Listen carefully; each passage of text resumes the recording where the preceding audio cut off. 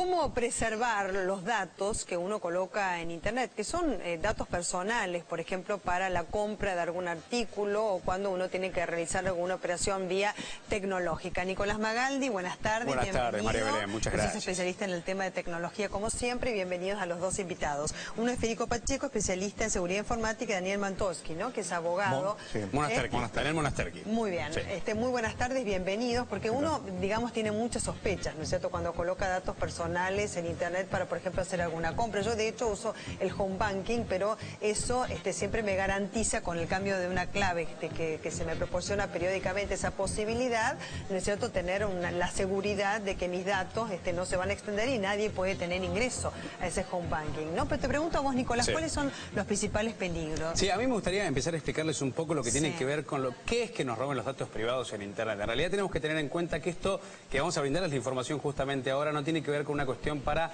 alertar, sino para prevenir, porque mucha gente no tiene conciencia a la hora de ingresar una tarjeta de crédito, consultar en el hecho del home banking o los datos bancarios, en qué lugar se deben hacer, en qué tipo de páginas web se tienen que hacer y qué debemos tener en consideración para que esto sea de manera correcta y no nos puedan robar ningún tipo de Internet. Yo creo que Federico es el especialista para poder indicarnos a nosotros algunos conceptos principales de lo que tiene que ver. ¿Qué tenemos que tener en cuenta nosotros a la hora de ver, por ejemplo, una página web para decir, esta página web es segura para ingresar mis datos personales, mi tarjeta de crédito? Bueno, en principio hay algunas pautas básicas que son muy técnicas y por ahí tal vez no es la idea llegar a la gente desde un punto de vista técnico, pero sí, tal vez cómo llegaron hasta ahí. Si llegaron hasta ahí tal vez cliqueando en un mail que les llegó, probablemente podamos dudar de esa información porque la información no llega normalmente por mail. Entonces generalmente uno se conecta a la página del banco, que se conecta frecuentemente, y desde el lugar que se conecta frecuentemente, desde su casa, no así desde un ciber o desde una conexión pública. Esas son las probabilidades mayores que hay cuando uno se conecta a una conexión pública, que pueda pasar algo con la conexión porque va volando por ahí la información básicamente. Bien.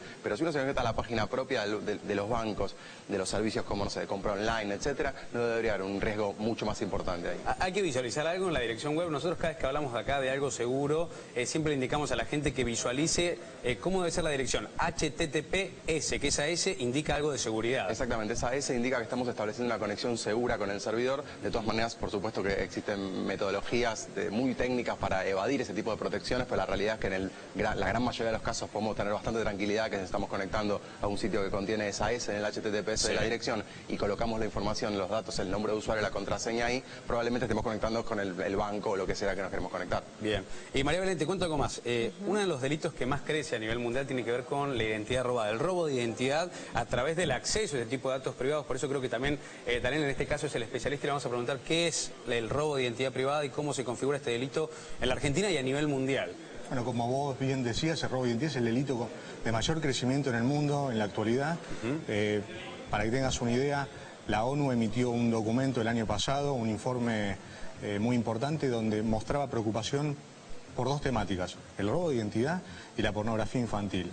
Y tiene una relación muy cercana, justamente porque últimamente estamos viendo ya desde hace algunos años cómo los pedófilos se relacionan con los menores de edad a través de identidades falsas o usurpando la identidad de otras personas, justamente para lograr tener lazos de amistad con estas personas y en el futuro poder encontrarse de manera personal. Por eso es tan importante que exista una normativa que regule el robo de identidad por todo lo que está pasando.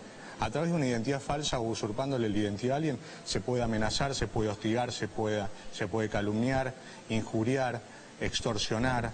Entonces la idea es que no se llegue a eso, sino el que crea una identidad falsa lo hace con una intención de cometer un daño. Entonces debe tener su pena por esto. Digo, porque esto pasa mucho en lo que tiene que ver con las redes sociales. Nosotros lo hablamos muchísimo, el hecho de que muchas personas se apropien, por ejemplo, de un personaje famoso. Y apropien esa identidad para utilizar y hacer calumnias, hacer injurias, cualquier tipo de cuestión. ¿Cómo puede controlar la gente ese tipo de cuestiones que tienen que ver con la identidad robada o el robo de identidad? Teniendo cuidados en donde hacen clic, por ejemplo, había contado recién Federico, en Twitter es bastante habitual que le llegue un mensaje directo y que uno haga clic ahí. Eso es una aplicación que justamente lo que quiere es tomar el control de nuestra cuenta. Hay una colega de ustedes que tuvo un problema similar, que le robaron la cuenta de Twitter, tenía 55.000 seguidores y está muy preocupada porque justamente hay mucha gente que sabe que no es ella la que tiene el control de esa cuenta ahora, pero hay más de 50.000 que sí creen que es ella y todo lo que está poniendo esa persona que le robó la identidad lo hace en nombre de esta periodista, ¿no? Claro. Entonces, ahí es el peligro también. Está utilizando fotos que pertenecen a la hija de ella. Es bastante preocupante porque es incontrolable ya, a veces, claro. Se vuelve incontrolable. Y es medio complicado a veces lograr y recuperar la cuenta porque Twitter y Facebook y generalmente están fuera de nuestra jurisdicción. Entonces se complica a veces poder acceder a un email de contacto, a un formulario y que realmente den alguna respuesta de manera rápida. Bueno, y acá en Argentina hay muchos casos de lo que tiene que ver con el robo de identidad o de robo de datos privados. Hay datos extraoficiales que nos muestran que hay aproximadamente un robo de identidad por hora. Un robo de identidad por hora. Porque se habla de robo de identidad digital y de robo de identidad físico, el que se hace a través del documento nacional de identidad.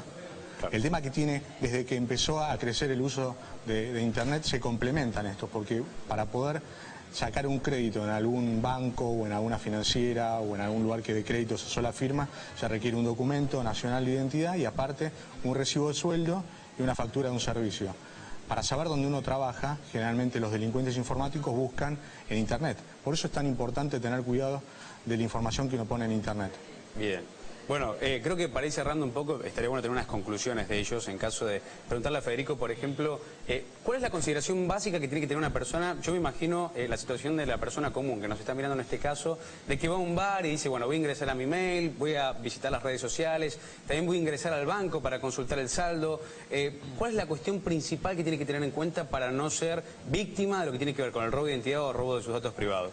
Bueno, en principio, tratar de hacer las conexiones desde lugares lo más seguro posible, es decir, desde donde uno lo frecuenta normalmente. Bien. Es decir, es difícil no acceder al mail cuando uno se está conectando en un café porque uno normalmente va para eso. Es difícil no hacerlo. Pero si uno quiere reducir el riesgo, esa sería la manera correcta. Muy bien.